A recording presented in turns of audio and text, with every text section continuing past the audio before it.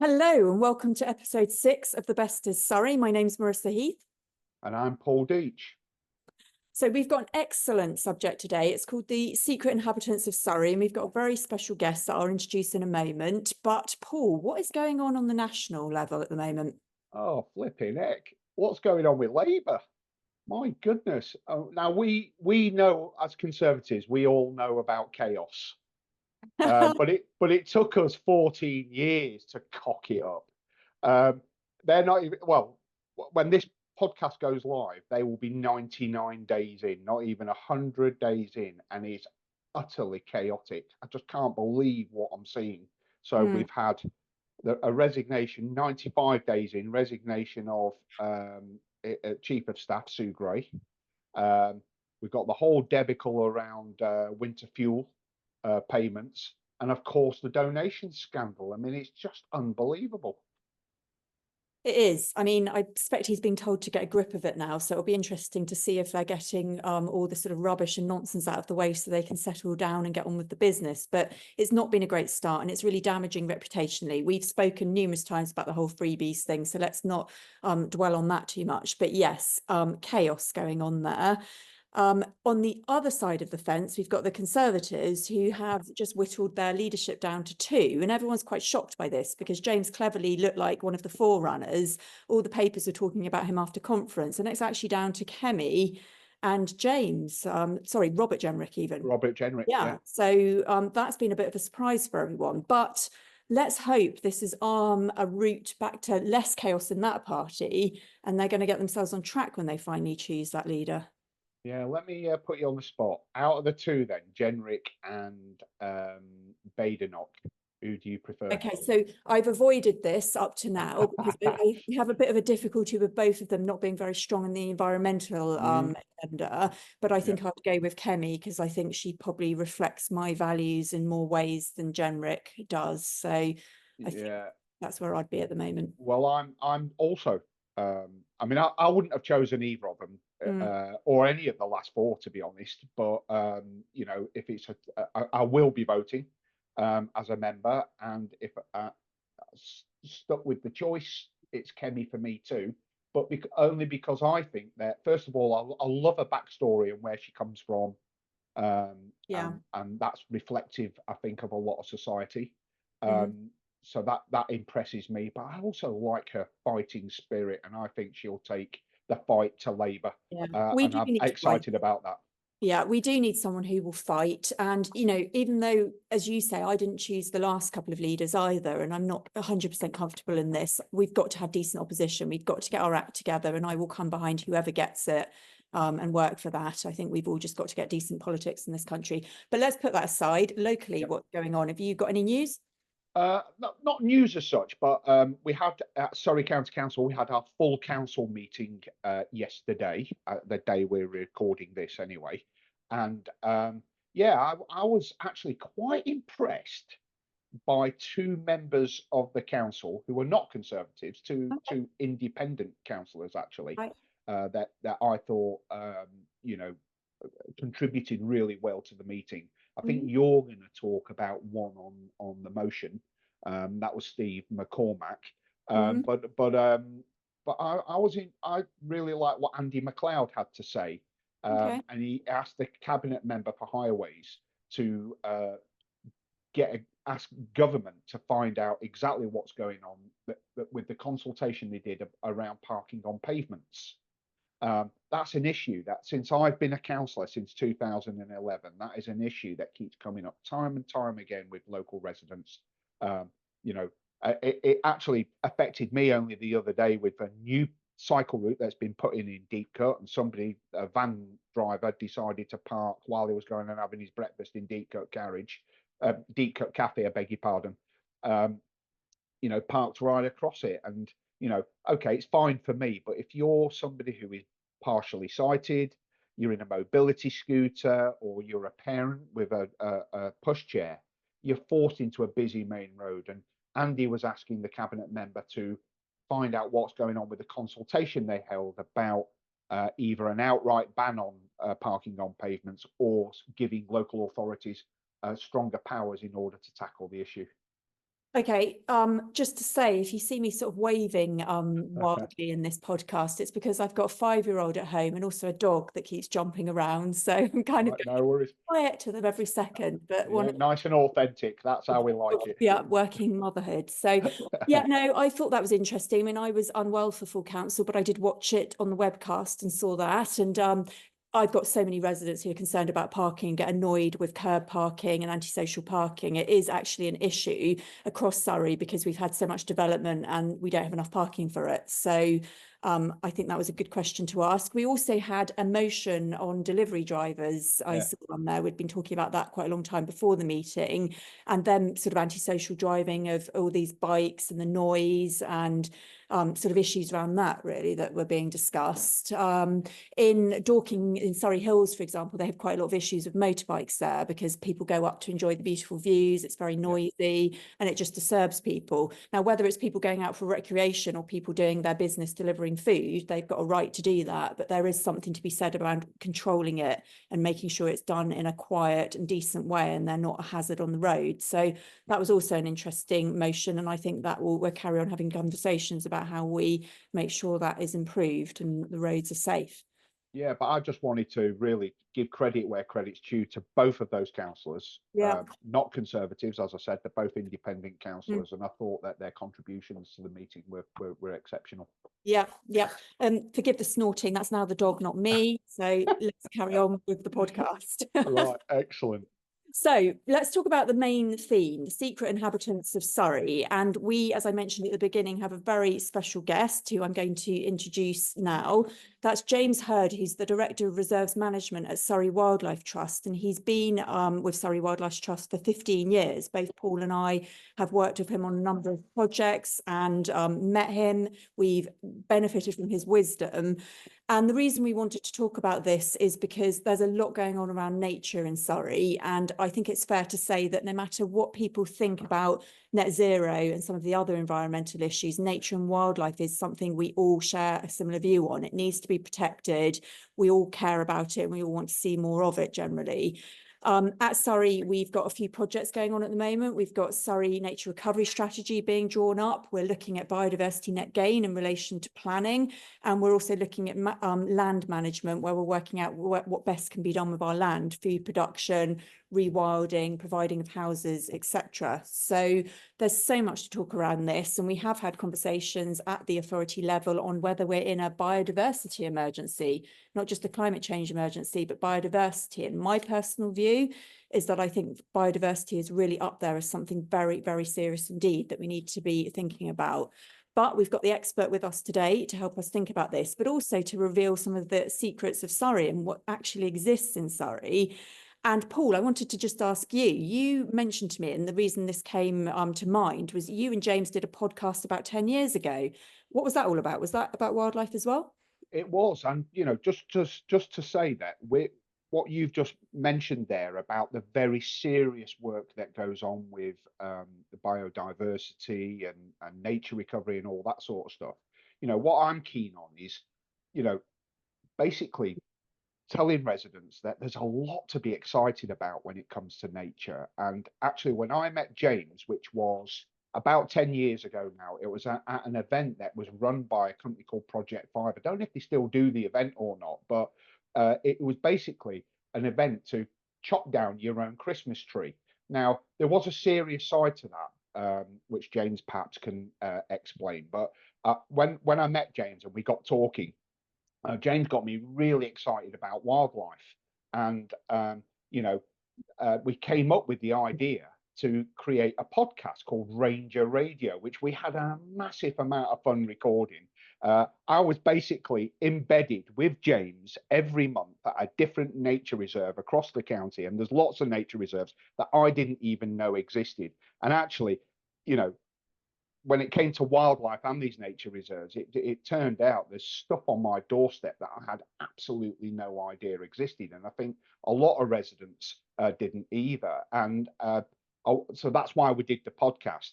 And as part of that, there were some things that I saw. So the very first podcast we recorded, which was at Barossa Common and Paul's allotment, James said, oh, I'm going to see if I can find this really cool spider. It's called a green huntsman. So let's see if we can find this spider. He said, I'm not confident we'll find it, but we'll have a go. And he did find it. And it's this luminous green spider called the green huntsman. And it really is a luminous green. It almost looks radioactive. And you know, whenever I say to people and I show the picture of this green huntsman on my Instagram to people and say to them, where do you think this spider comes from? And they all say, oh, it's the tropics or somewhere really exotic. And I say to them, well, would it surprise you that this spider only exists in a very few places on this planet, and Camberley is one of them? You know, they just don't believe it. And you know, it was James, as a result of the Ranger Radio podcast, really opened my eyes to some of the incredible nature that we've got in Surrey, very unique nature. So, for instance, we've got one of the rarest reptiles, which is the smooth snake, the 3 special protection area birds, and let me see if I can remember them: the woodlark, the nightjar, and the Dartford warbler. Yeah, you did it. There you go. You know, and I saw some things, incredible things like glowworms and some amazing rare habitats. And yeah, I was just blown away by it. And I have to say, in my time in Surrey and all my time doing things on social media and all the rest of it, that Ranger Radio was probably the most enjoyable and informative thing that I've ever done, to be honest with you. Brilliant. Okay. Well, I look forward to hearing more about it. You've obviously taken away something from that, because when you came into the environment portfolio as well, you've been very passionate about nature and wildlife. So let's have a chat with James then and see what he can tell us, and see if he can give me some ideas of what I might find in my neck of the woods as well. Hi, James. Well, Paul, I feel like I haven't got kids, but I do feel like a proud dad hearing you say all that and reel off, you know, stats like Britain's rarest reptile is the smooth snake, and it's very heartwarming as well to see the impact that it's had, and it stuck with you for, you know, a decade, because I think it was Attenborough gave a quote many moons ago about, you know, show a kid some cool stuff about wildlife and they all are gobsmacked by it. It doesn't matter what background they've got, where they've come from, how often they're exposed to the natural world. If I took a bunch of 6-year-olds out to Barossa or one of the Heath sites and showed them a sundew, for example, an insectivorous plant that catches insects by secreting this sticky glue that turns the insect from a solid into a liquid because the enzymes in the liquid, and then it just absorbs the insect in liquid form. They're all blown away by that. And at some point, when we become serious adults, some of us, for whatever reason, slightly lose that fascination or become a bit detached from it. And I'm fortunate, I think, in that I've never lost that childlike fascination of the simplicity of seeing a green huntsman, for example, and my jaw still goes, blimey, that is a stunning insect. And part of our job is to re-engage people with the natural world, because, like you said as well, Paul, you know, everyone thinks that the big, sexy, exciting wildlife is jump on a plane and go to India or go to the savannas in Africa or go to the Amazon. But, you know, have a stroll around Surrey on a late spring, early summer's day, and it doesn't matter whether you're in a wet meadow next door to a lovely bit of river, or you're on the North Downs on some chalk grassland or in some of the ancient woodland, or if you're on one of the heaths, you will see and hear some incredible, incredible wildlife day and night. And some of it is a bit more elusive and you have to scratch the surface just a little bit in Surrey. But for me, that kind of makes it that bit more special, because it's not as showy and obvious as wandering around and seeing a bunch of elephants or, you know, a huge herd of wildebeest. But yeah, there might be some exciting species on the horizon over the next few years as well. So yeah, we'll see what happens. So, James, how would you describe the overall biodiversity of Surrey compared to other counties then? Are we good or bad, or is it even possible to do that? It's a very good question, actually. We're probably a bit of both. And in comparison to other counties, we're probably quite comparable, actually. So the UK produces every 3 years a report called the State of Nature Report, and that looks at data of over 10,000 species going back to the 70s. So the report started, I think, in 2013 off the top of my head, but they were using data that went all the way back to the 70s. And every 3 years, it tells us in this report how nature is doing compared to the baseline from the 70s. And over that, what is now a 54-year period, generally speaking, a third of species have either gone extinct or are at threat extinction. A third are holding stable, and a third are actually going in the right direction. Now, as someone who has been with the Trust for 15 years and cares passionately about Surrey's wildlife, those figures are broadly speaking the same in Surrey as well. A third going extinct or under threat is true. About a third stable and about a third doing well. I feel this incredible guilt that I've been doing my job 15 years. Surrey Wildlife Trust has existed for more than the length of time since the State of Nature report's been around, and yet nature, biodiversity, and bioabundance in Surrey has gone in the wrong direction.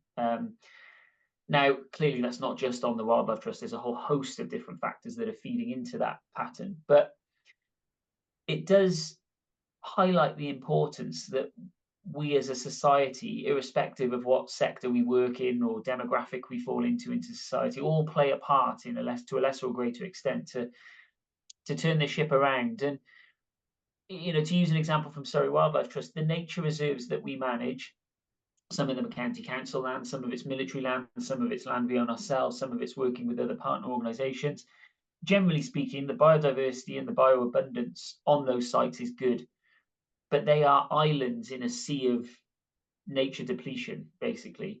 And our focus now is making sure we maintain what's good on those gems, if you like, dotted throughout the county, but really looking at how we can work with, support, influence, help others to give them the tools, the information, the knowledge, the support, the networks they need to look to try and improve species diversity and species abundance on land they look after, without us having to come in and say, look, we'll do everything, because we're only a trust of 100-ish staff. We currently manage 3% of the county directly in terms of land area, and we are flat out.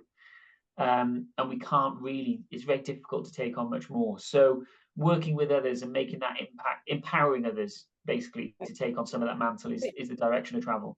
Just before Paul comes in, just to mention a couple of things. There's an amazing guy, I don't know if you've come across him, called Norman Jackson in the Surrey Hills, who's creating a biodiversity corridor across all of the villages there. And he's taken the initiative to get the community together behind this, but he's now also doing some work on gardening for biodiversity, where he's seeking to work with people in the community to say to them, even if you've only got a postage stamp size garden, you can play a role in this. And we need that multiplied basically across the whole area, which you guys are doing a tremendous job of helping people think about. But also just to point out, whilst you've been doing all this work, we've had more development, more things like gravel distraction, population increases, and so much else going on, which has made it incredibly challenging. So, we really do have some obstacles to overcome, don't we, in order to get it going in the right direction, as you said.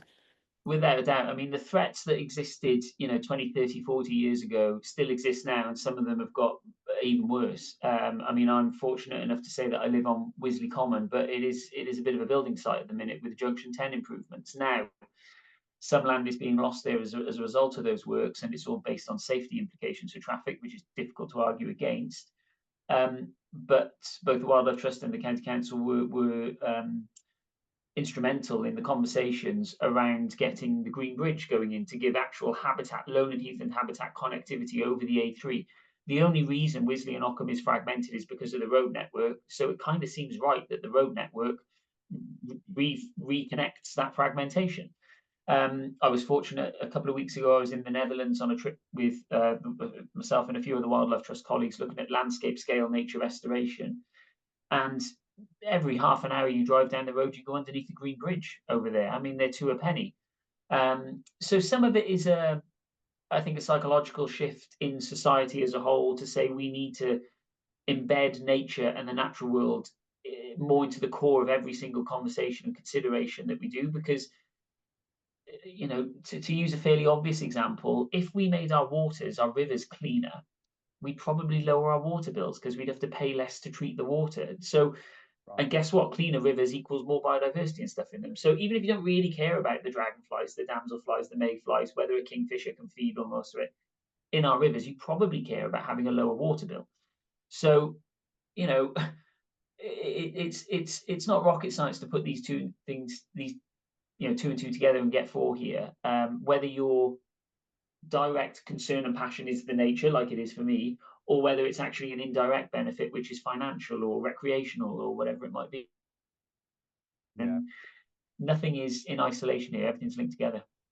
Yeah, absolutely. And you know, just to carry on from one of your points, that one of the things I'm very keen and interested in doing is raising awareness about some of the cool nature that we've got in Surrey, because I think that if the residents are passionate about it, it makes it easier to get these, you know, the support from government and local government to create these things like green corridors and so on. Because I think that's one of the problems that Marisa and I often face is, you know, getting support from our colleagues. Yeah, it is true, and like I say, anyone could, you know, if you're fortunate enough to be able to have the time and the money to do it, you know, jump on a plane and go to, you know, South Africa or something like that, and see, you know, jump in a pickup truck and drive around for a few hours in a nature reserve over there, and you will see some incredible wildlife. But the scale of things over there is ridiculous. I mean, I was fortunate enough to go to California about 7 or 8 years ago, and there was an information board on one of the national parks I was in, and they were talking about California State, and they said you could fit 3.5 UKs into California alone. And I was like, well, no wonder they've got national parks that are 70 miles by 70 miles, and plonk it on a map and go, right, that's a national park, because they've got so much space. But actually, that makes everything in the UK and in the county level, Surrey, even more important. I was looking at the census data from 2021. On average, there's just over 7 people per hectare in Surrey. Now, a hectare is about a rugby pitch or a football pitch in size, to put it in, you know, terms that people can visualize. So if you imagine you took the whole of the county and put 7 people, covered it in rugby pitches, because I'm a rugby player, covered it in rugby pitches, put 7 people on each rugby pitch, and as far as the eye could see, that's what the density of people in Surrey would look like. And on top of that, we're trying to build houses for them to live. We need places for them to work. We need education facilities, medical facilities, road networks and public transport networks for people to get around, recreational facilities. The pressure on this county for people to enjoy living here is phenomenal. And we shouldn't be trying to do that and squeeze in nature while we can. Nature can be absolutely embedded in the core of us fitting in amongst it rather than it working for us. I mean, absolutely.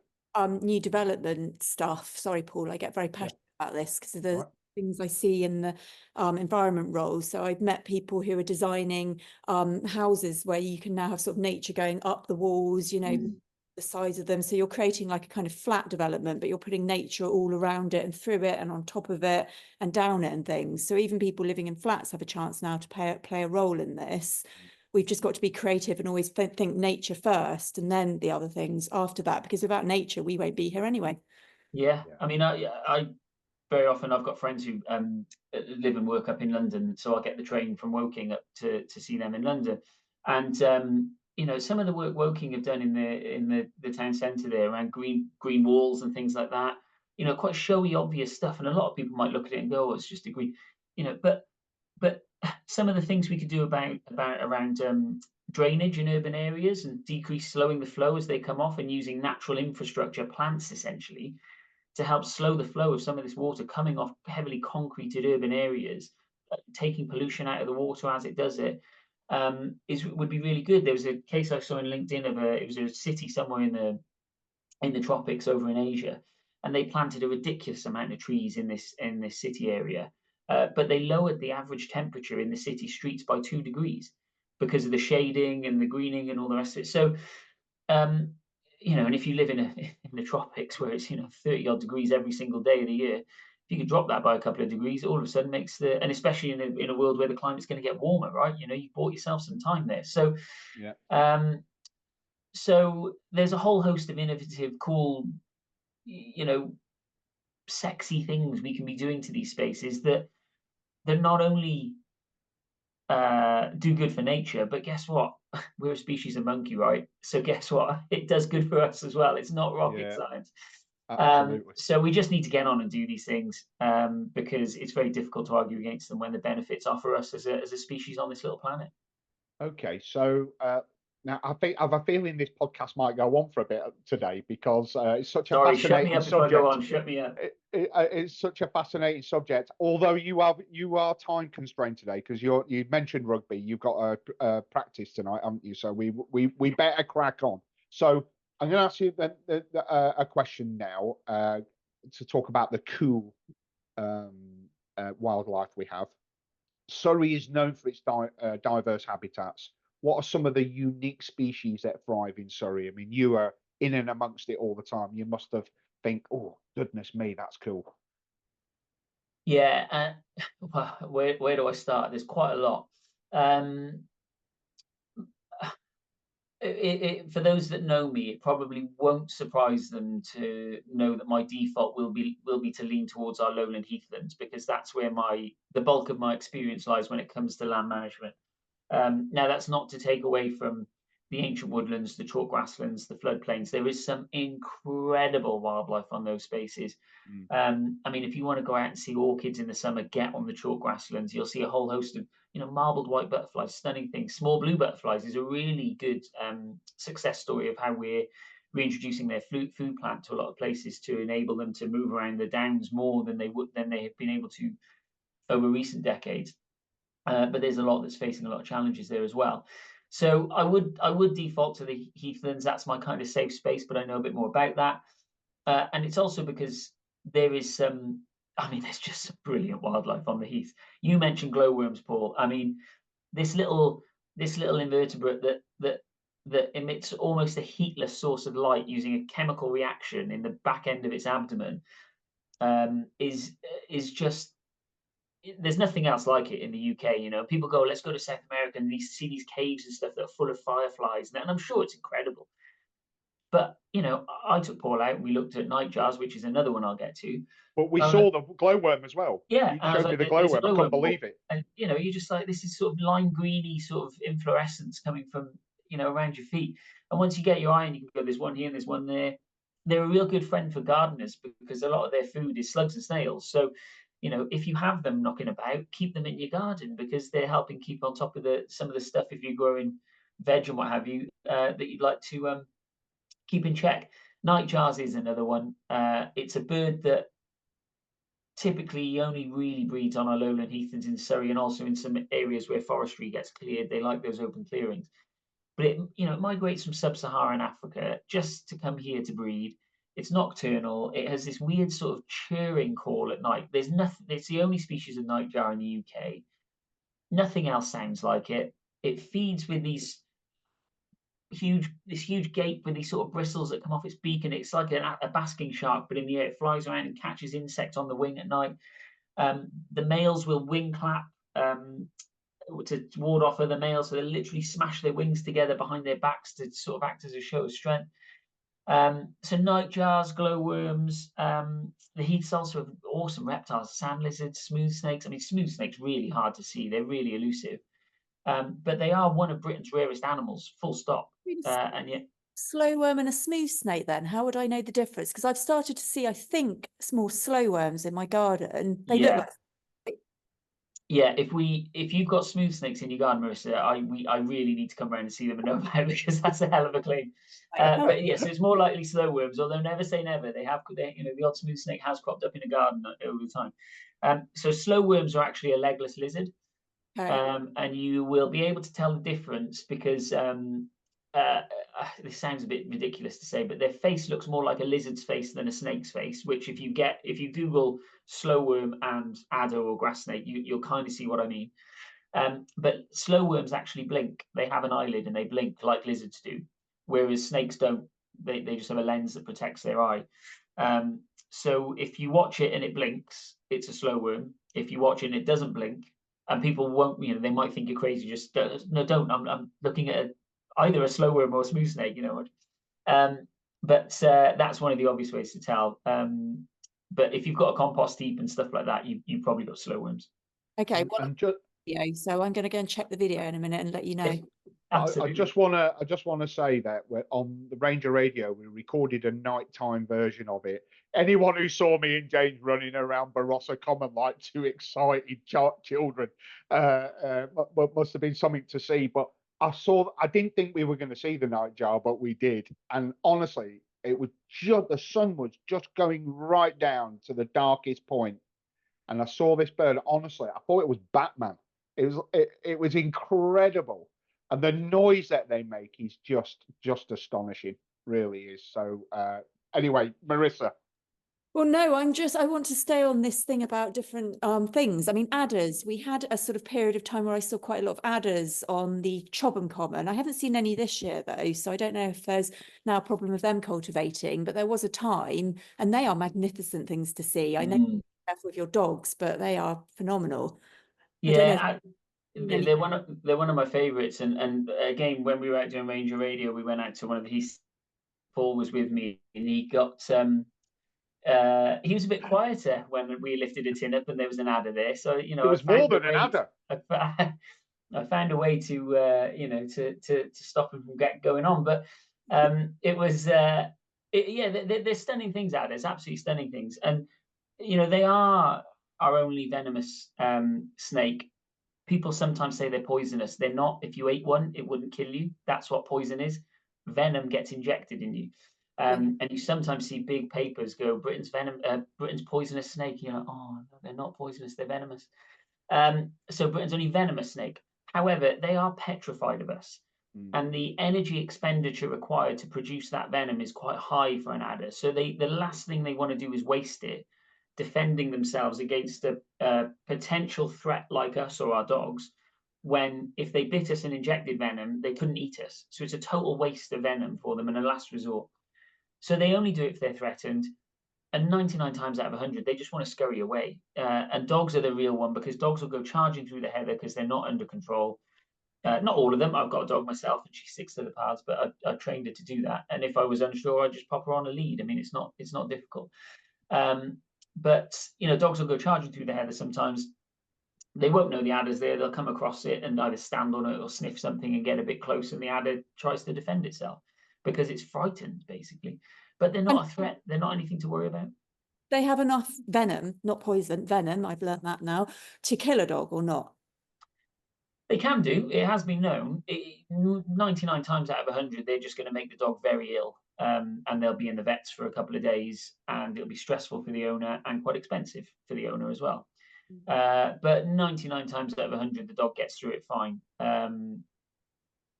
Perfect timing of yours. Dogs. She's just talking about her. I was going to ask you, James, before we talk about what, you know, things people can be doing to help with wildlife, is hornets. So I've had quite a few emails about hornets, and I've noticed an increase of them this year. Are hornets the very devil? Are they the devil of Surrey? Should we be worried about them or not? No, they're absolutely fine. They're way more chilled out than a wasp. So, you know, if you see a wasp knocking around, they're a bit more inquisitive wasps, and that's why then we start flapping around and batting them about the place, and then unsurprisingly, the wasp doesn't particularly enjoy that, so it tries to defend itself and its things. Whereas if you just stay calm and quietly move away, or, you know, whatever, then it's less likely to cause an issue. Hornets, they're bigger, and their sting would hurt more if it stung you, because it's a bigger animal, more chemical being injected into you. But they're really placid things on the whole, and they're fascinating beasts. I actually, in the house that I'm in, there's an air brick up in the top of the house that helps with ventilation in the house. And at night, when I was letting the dog out, I've got a sort of little spotlight that comes on when I let the dog out at night. So she goes out to the loo, light comes on, and I kept having these hornets. One or two would just hit the kitchen window just next to where the spotlight came on. And I thought, bloody hell, what's going on with these hornets? And this went on for weeks and weeks. And anyway, they started building a nest up in the breather brick. So I kept an eye on it for a bit, and I thought, cool, I should probably let the letting agent know, because if they're building a nest and blocking up the ventilation brick, it's not my call. They need to make a decision on what to do here. So I rang them, and they were a bit panicked, and they said, oh, you know, we'll get someone out straight away to deal with it, what have you. And I went, look, there's no rush. They're not causing me any bother. And I must have had in a day hundreds of hornets going in and out of this breather brick. Probably only 12 feet away from my front door, and they were fine. They were just going about their business. Rumour that they kill however many bees a day and they're harming our bee population then. I mean, they might do, but I think there are way more significant threats to our pollinators like bees than another native species like the hornet. I mean, you know, the hornet has evolved to live alongside native bee species over millennia, and you know, there's far bigger threats like lack of pollinator opportunity, connectivity, chemical use. They're all far bigger threats to our pollinators than a native species that's lived alongside it for thousands and thousands of years. Okay. So, are there any ongoing conservation efforts or success stories in Surrey that you'd like to highlight now? And it was you that told me that the red kite is one of the most successful conservation success stories. Not necessarily Surrey, although we see them in Surrey all the time. I see them literally over my house. Yeah. Can you think of any others? Well, the red kite's the obvious one. I mean, they were extinct in England, thanks to birds coming in from populations in Wales and Scotland, and they re-released them. That they're back now, and they're doing absolutely fantastic. In fact, glorious, beautiful stunning. things. They're absolutely stunning, and so that's a really obvious one. But other bits and pieces that are going on, I think the way that a lot of the and I say we, when I say we, I don't just necessarily mean Surrey Wildlife Trust, but any of the ENGOs that are out there. So the, you know, the National Trust down at Whitley, or the RSPB at Farnham Heath, or wherever it may be. A lot of the SPA birds are actually doing quite well. So those Dartford woodlark and nightjar populations, nightjar and Dartford in particular. Woodlark actually is one that we're monitoring because it's not doing as well as it used to. And we don't quite know why yet. So we're keeping an eye on that one and trying to get to the bottom of that. But the Dartford warbler is an interesting one because that's a bird who in southern England is at the northern end of its climatic range. So it's more of a European Mediterranean sort of bird, really. And southern England's the northern end of its range. So as our climate warms, that is probably a bird species that will be one of the winners of climate change, and it will move north through the UK, and the southern population will continue to get stronger and stronger. And as our winters get milder, they won't die off in the winters as frequently when we get really cold spells. So that's one of the winners of climate change, or likely winners of climate change. The small blue butterfly that I mentioned earlier on the North Downs, that's been a real success. Monitoring still ongoing there, but there's way more of those around now than there was maybe 10, 15 years ago. Sand lizards is another one. They've succumbed a bit to wildfires on some of the heaths, but we work quite closely with Amphibian Reptile Conservation and Surrey Amphibian and Reptile Group to both do coordinated and licensed releases to boost populations where they might have suffered from a wildfire, but also to do the monitoring to check on how those populations are doing consistently, but certainly pre and post wildfires as well, how they're recovering from these things naturally. But there's also, you know, an interesting conversation to be had around, and I know you might have questions, but if you'll bear with me, this is quite an interesting point around restoring species into the ecosystem that allow us to try and restore fully functioning ecosystems, and the restoration of natural processes is a really key one. So I've been doing this for 15 years at Surrey, plus a few years somewhere else, and I've seen us manage habitats in a way that allow, let's say, scrub on a habitat to get to a certain point, then we go in and we knock it back a few years, and then eventually it gets back to where it was. So we knock it back again, and it gets back to where it was, and we knock it back again. And let's say we knock it back every 5 years. We do the same thing, we push it back a bit, but we're just treading water. And every 5 years, the cost of doing that activity becomes more expensive. So it's not really a sustainable way to maintain that habitat. And it's because we don't have a fully functioning ecosystem. It's one of the reasons why we set up our conservation grazing program with the cattle and the sheep and the red deer. So I think there's going to be interesting conversations, and they are happening now, and they will continue to gather momentum around some species, like reintroducing beavers, for example, is the one that's very popular, because if you put beavers on a site, they will build a dam and they will hold back some water. And we're not talking, you know, they're not talking flooding huge landscapes. They basically create big puddles or small ponds, essentially. Now, instantly, one of the first things we say for wildlife gardening is, if you can, put a pond in or source of water, because that's one of the best things for attracting wildlife. But beavers on areas like our lowland heaths will hold back water in the wet areas. That will create what's called a mire habitat, and on the heaths that will allow peat formation to start happening. Peat formation is one of the best things you can do to lock up carbon in that peat formation. So it hugely helps contribute towards the sequestering of carbon and the climate issue. It holds back water and slowly releases the flow over time, so helps with downstream flood alleviation. And also with all the wildfire resilience work we're doing, if we can make more of our heaths which succumb to wildfires wetter, we'll be playing a significant role in reducing the impact and the severity of wildfires, which puts less of a strain on the fire service and it puts less life at risk. So, and that's just from saying, hey, let's put some beavers back. Now there's a bit more to it, I know, but in essence, that's what we're saying. So yeah, there's conversations to be had around where they could go and how we would manage them if they were building dams in places where they were causing a problem rather than a help. But there's conversations and processes in place to deal with that. So there are wins out there for nature and for us as a part of this natural world as a society, where we get other benefits from them other than just more birds and bees flying around. Lovely. Okay. Who's next? You, Marisa? You're on mute. I can jump in and just say, I guess what we want to figure out, for me, nature belongs to no one, it belongs to everyone. We've all got a stake in nature, it's all around us. So we need to empower people to understand their role in delivering for nature, because none of us can do it alone. There's no way we can. We've all got a massive role to play in this.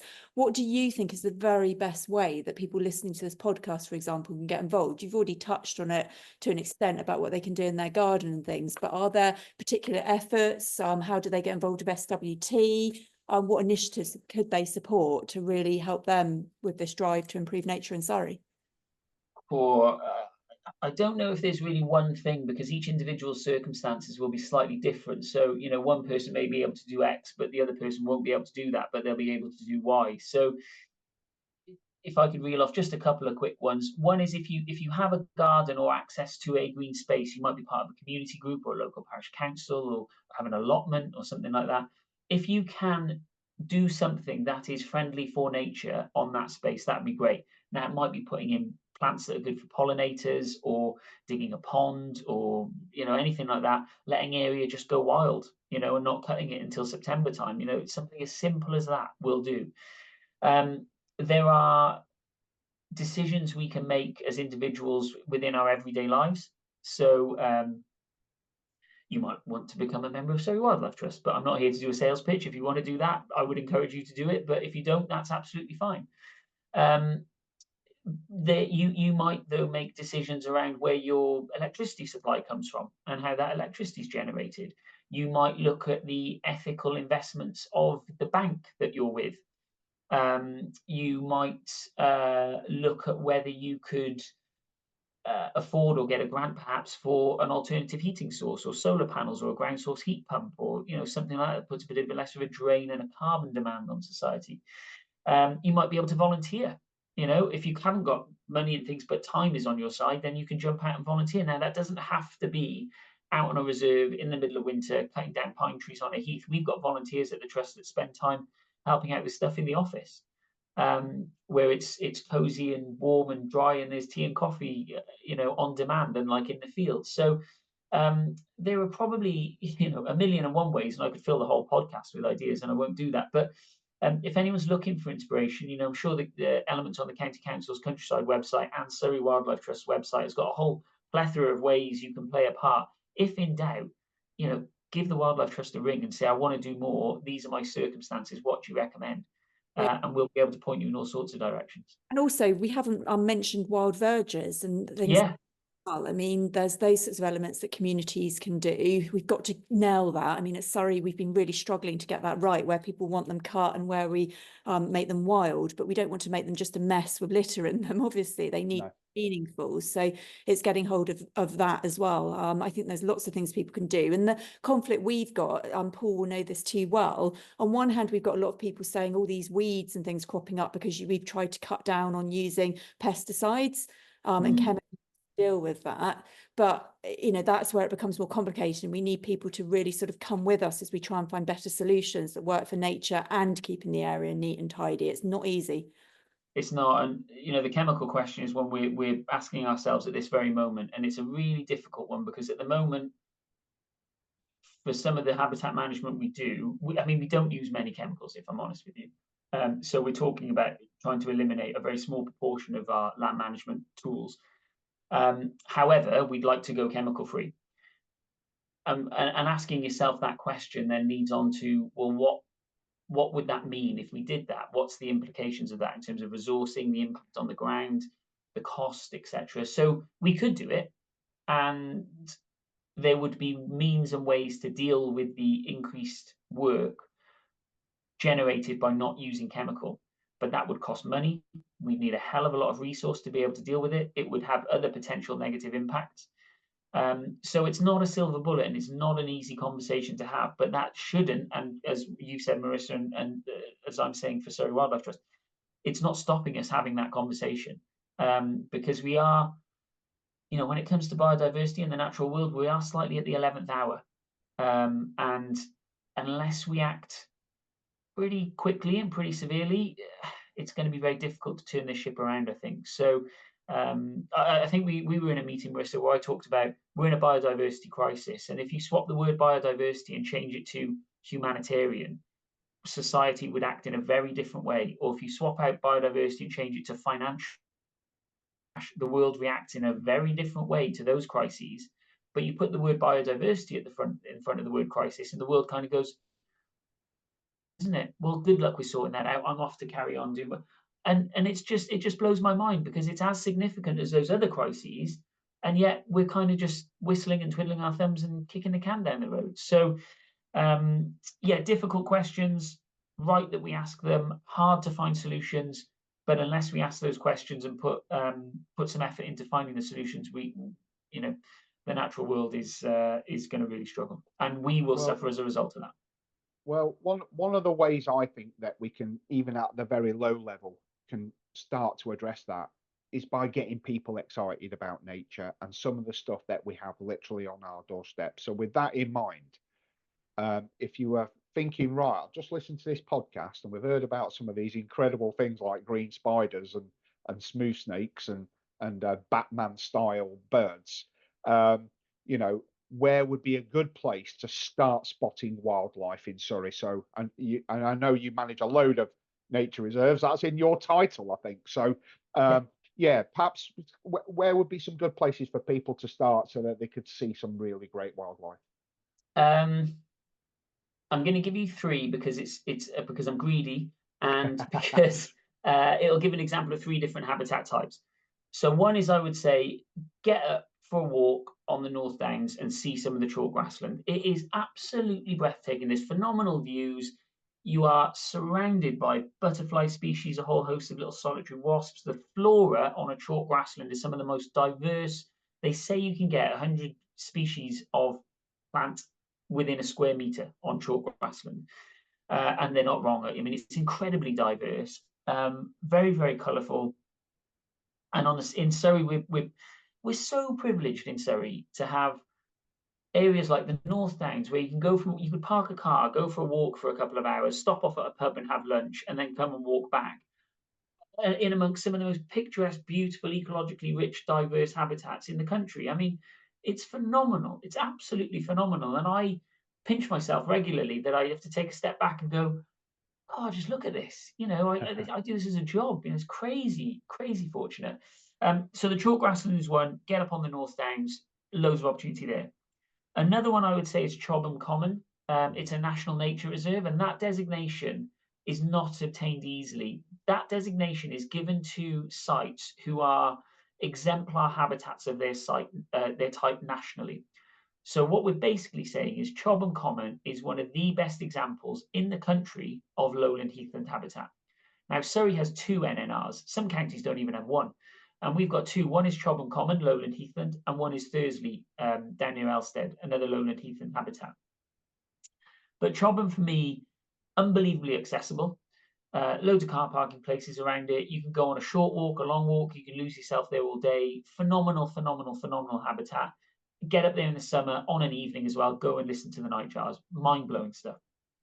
And then the last one I would mention is a reserve that the Wildlife Trust own called Thundry Meadows. Now, there's quite limited parking there, but it's a river meadow and a bit of fenland and some wet woodland adjacent to the River Way down near Elstead. And there's a gorgeous pub literally next door called the Mill in Elstead. So I would get yourself there, because the number of people I've spoken to that have gone and visited, and actually I was at an event last week where I was chatting to a member who had been there for the first time, and they said when you go there, and it's absolutely right, and I would urge everyone to try and experience this, when you go there, once you get on the reserve and you're on this sort of river meadow overlooking the river, meandering around through the Surrey countryside, relatively quiet. It's like stepping back in time. You feel like you're transported back to sort of the early 1900s, where the pace of life has just slowed down and become a bit more sensible, and you've got a bit more of a connection with the land. There's some incredible species there. There's a notice board on site that'll tell you about all the incredible stuff that you might be able to see while you're there. And I would encourage people to just go down there. It's one of my kind of spots to go for a sort of a natural meditation. I'm not one that meditates, but I can just go there and sit by the river and breathe, and it's just beautiful. It's absolutely beautiful. And then you can go for a lovely pint of beer and a nice bite to eat down at the Mill afterwards. So Thundry Meadows, Chobham Common, and any of the chalk grassland sites on the North Downs would be my 3 recommendations. We'll be off there then, Paul, next. I'm going to ask Absolutely. a question before we wrap up. Turn it round on us and tell me what you need from community leaders and people like me as Cabinet Members for Environment to help us do even better in Surrey and to really turn it around. Marisa, you might regret asking that, Marisa. No, I'm joking. Do you know what? I think what we need, and it's not just from people like yourself, Marisa, it's from anyone who is able to do this in society. Now, whether that's influencing your MP or you're in a position where you can take some of the action decisions yourself. It is moving from talking about things to action. All the data is telling us that nature is in a really bad spot, arguably the worst position it's been in ever. And we don't have long to sort that out. And with every meeting I go to where we talk about what could be possible, with every conversation I have about, maybe this, maybe that, with every email I get where we're, procrastinating about A, B, and C,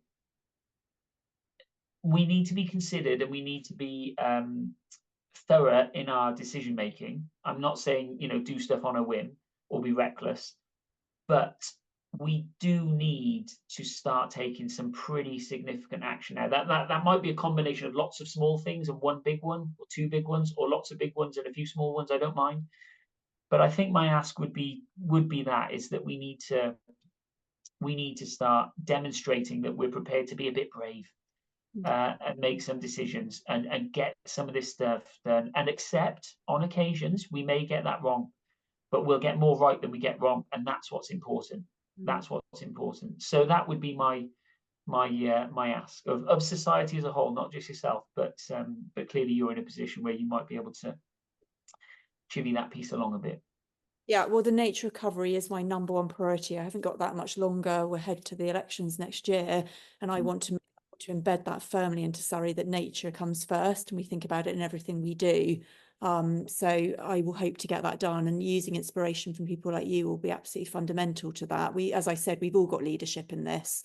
There's not one person alone. We've all got a role to play. Just before we close, Paul, if I can just do one quick shout out. So Surrey County Council a few months ago agreed to give £2.8 million to a national wildlife centre.